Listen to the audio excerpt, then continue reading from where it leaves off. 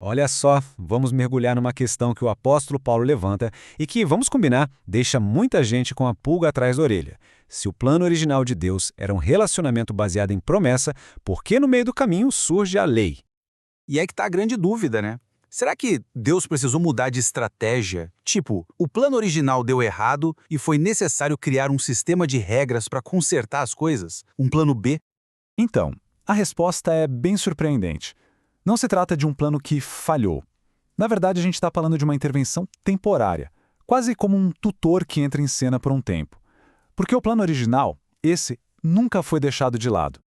Para a gente entender o porquê da lei, a gente precisa voltar no tempo, bem antes dela sequer existir. A gente tem que ir lá em Abraão, onde o modelo original de relacionamento com Deus foi estabelecido.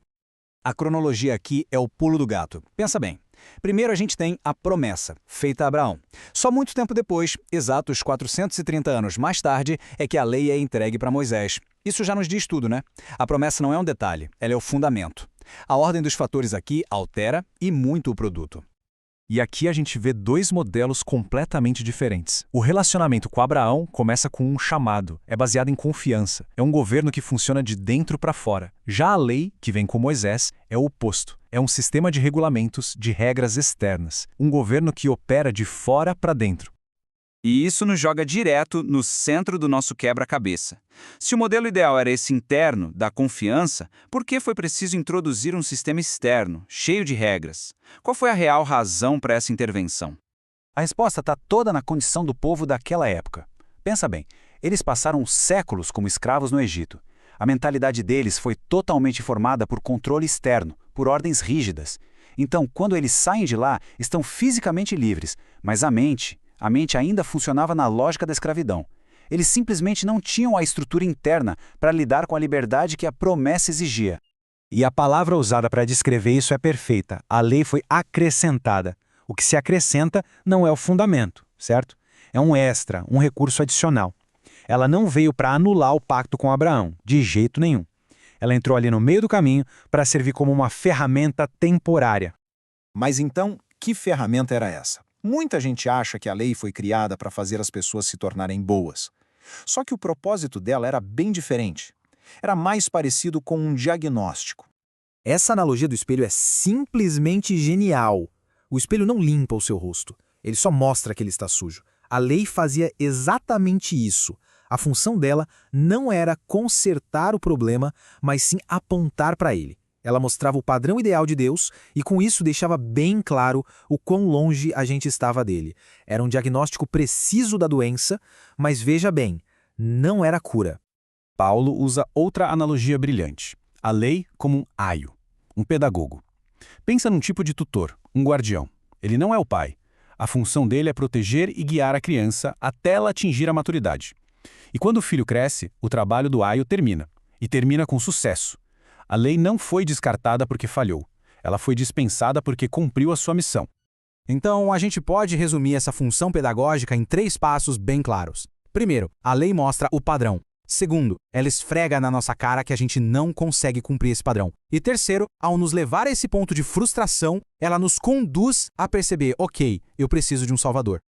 E é exatamente aí que a história toda chega no seu ponto alto. Com a vinda de Cristo, o tempo do aio acaba. O governo que foi temporariamente colocado para fora através da lei, finalmente pode voltar para dentro. E esse ponto é absolutamente crucial. Jesus não vem para aperfeiçoar o sistema da lei. Ele vem para cumprir a promessa original, aquela feita lá atrás para Abraão. Ele não é o herdeiro de Moisés, ele é a descendência prometida a Abraão. A linhagem, entende, é outra. E na prática, a diferença é gigantesca.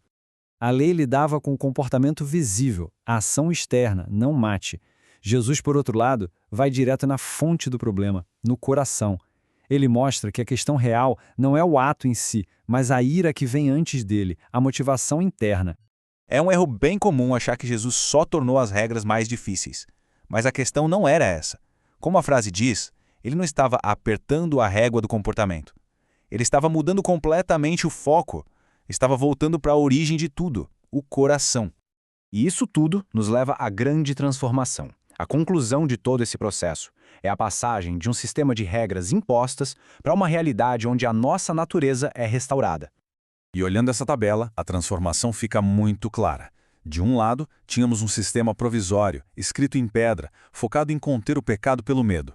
Do outro, o plano final, um governo eterno, escrito no coração, que não apenas contém, mas transforma. E a motivação não é mais o medo, e sim uma vida que, por natureza, ama o que é certo. Então, o ponto central é este. O que antes era uma regra externa que precisava ser obedecida, agora flui de dentro, de uma natureza que foi restaurada. O objetivo nunca foi um povo controlado por regras, mas sim um povo conduzido pela vida. Esse, desde o início, sempre foi o plano. E isso tudo nos deixa com uma reflexão final. Talvez o debate nunca tenha sido sobre obedecer ou não a uma lista de regras. Talvez a verdadeira questão, desde o começo, sempre foi: quem está no comando? O governo ainda está do lado de fora, em tábuas de pedra? Ou ele finalmente voltou para o seu lugar de origem, o coração?